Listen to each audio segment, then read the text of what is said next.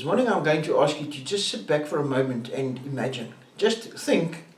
I want you to picture what a shepherd in the field looks like. You know, the guy looking after the sheep. What do you see?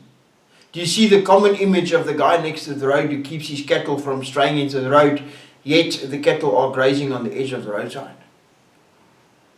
And sometimes you look, but this person is nowhere to be found. What does this guy look like? Is he a skinny old man with old torn clothes? Is he poor and not well looked after? What about his build? Skinny, old, not even walking up straight, and his clothes? And now you think of the Bible verse, the Lord is my shepherd, I lack nothing. In John 10 we read from verse 11, I am the good shepherd. The good shepherd lays down his life on behalf of his sheep. You see, sheep cannot survive by themselves. They become anxious and scared when their shepherd is not close by, and they will freeze and starve to death if they are not found. Verse 14 says, I am the good shepherd, I know those that are mine, and I am known by the ones that are mine. Even as the Father knows me, I also know the Father, and I lay down my life for the sheep. You see, someone who truly follows Yeshua will not follow the voice of others. They only follow his voice and that of the shepherds that he himself ordained. In verse 16, it says, and I also have other sheep, those who were not from this sheepfold. Jesus is talking here about the other tribes of Israel and commanded his disciples to find them. It says in Matthew 10 verse 6, but rather go to the lost sheep of the house of Israel. And also them, it is necessary for me to bring them, and they will hear my voice, and all the flock will become one, and there will be one shepherd. So it is clear that Yeshua is the Messiah that is spoken of in Ezekiel 37 verse 15 to 18, and he refers to the houses of Israel that will be reunited upon his return. In John 10 verse 17 we read, for this reason my Father loves me, because I lay down my life that I may take it up again. So what did the shepherds of that time look like? And what were their skills and knowledge? Do you think of the little 12-year-old boy who gathers bottles and coke cans in the field and places them on a wooden fence or a big rock to shoot them down with his sling? Then you're probably picturing David. But if you read carefully, you'll notice that David herded sheep near Bethlehem. Bethlehem is a place where Jesus was born. If you have read my book, you will know that the sheep around Bethlehem were herded in the area of the Tower of the Flock. This is the area where the sacrificial lambs were bred for temple sacrifice. And you also know that the shepherds were qualified Levitical priests. They also had extensive knowledge of caring for animals and how to care for the newborn lambs so that they don't get hurt. Because if they did get hurt or had scars, they were no longer pure or unblemished. And they could no longer go to the temple as a sacrificial lamb. The shepherds also knew how to keep the pests and insects away. In Psalm 23 verse 5 it says, you anoint my head with oil. You see, the olive oil is a natural insect repellent. And the shepherds anointed the heads of the sheep with oil. He would pour out oil over the head of the sheep and massage the oil deeply into the ears and the nostrils of the sheep so that the flies cannot lay eggs deep in the ears and nostrils of the sheep. And when they hatch, worms will fester the wounds. So now you can imagine that this was a long process. Pouring oil over each sheep individually, caring carefully, massaging the oil into the nostrils and ears of each individual sheep. Individually. In Amos 3 verse 12 it says, so says Yahweh, as the shepherd snatches two legs out of the mouth of a lion, or a piece of an ear, so shall the sons of Israel be snatched, those who dwell in Samaria in a corner of a bed, and in Damascus on a couch.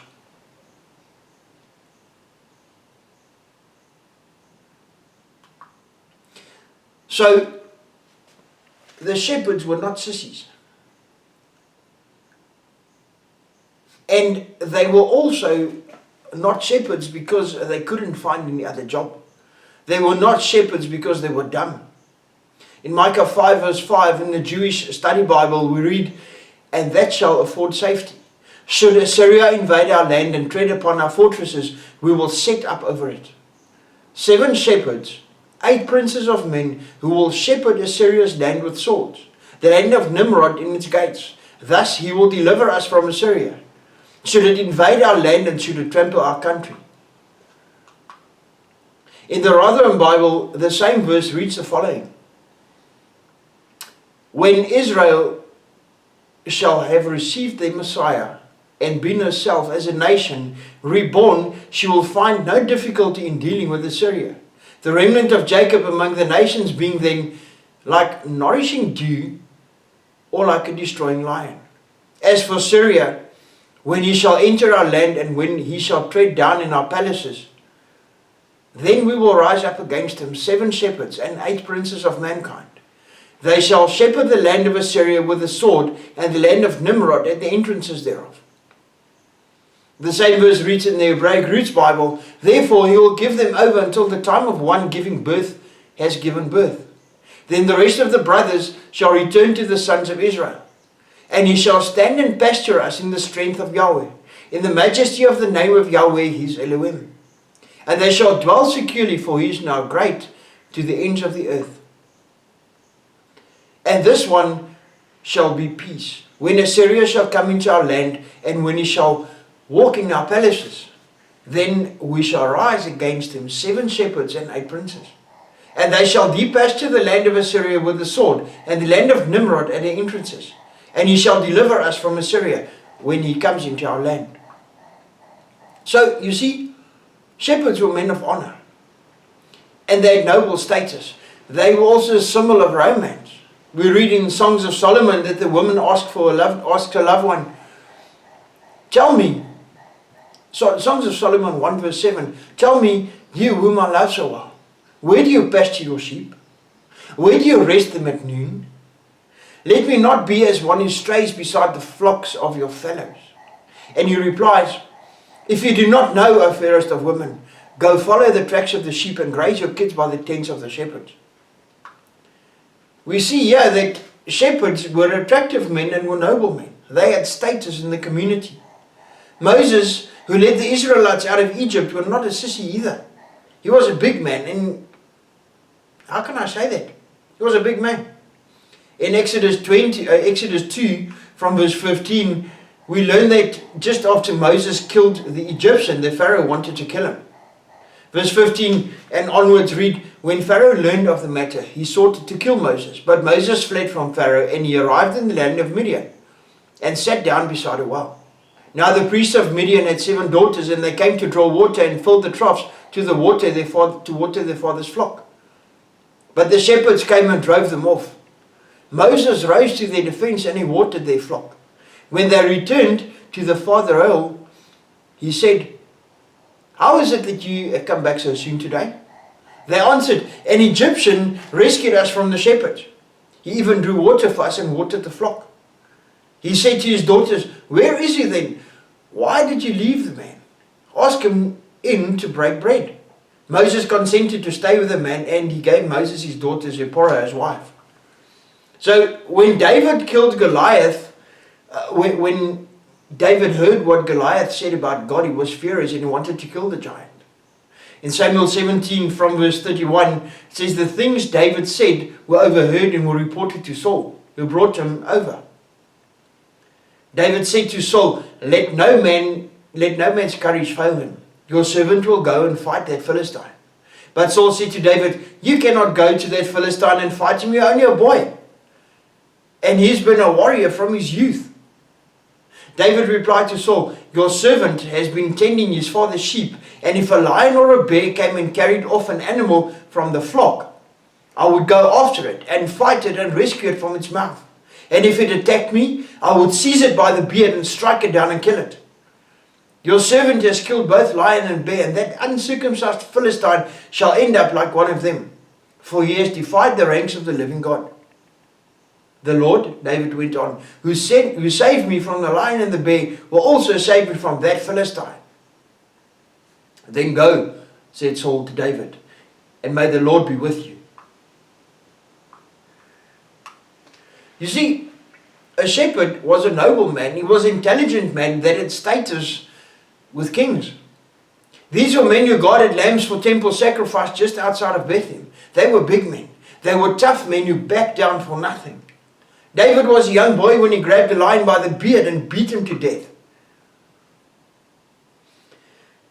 God is called Yahweh Sabaoth, the God over all the heavenly armies. He is a mighty warrior, and He's the God who controls the heavens. He is the shepherd who defeats and beats to death the lions and the bears. He is the ultimate shepherd. Yahweh is your shepherd. Is He your shepherd? If so, pray this statement with me this morning. The Lord is my shepherd. I lack nothing. He makes me lie down in green pastures. He leads me to waters in place of repose. He renews my life. He guides me in right paths as befits His name. Though I walk through the valley of the deepest darkness, I fear no harm, for You are with me. Your rod and Your staff, they comfort me. You spread a table for me in full view of my enemies. You anoint my head with oil. My drink is abundant. Only goodness and steadfast love shall pursue me all the days of my life. And I shall dwell in the house of the Lord for many long years. Amen.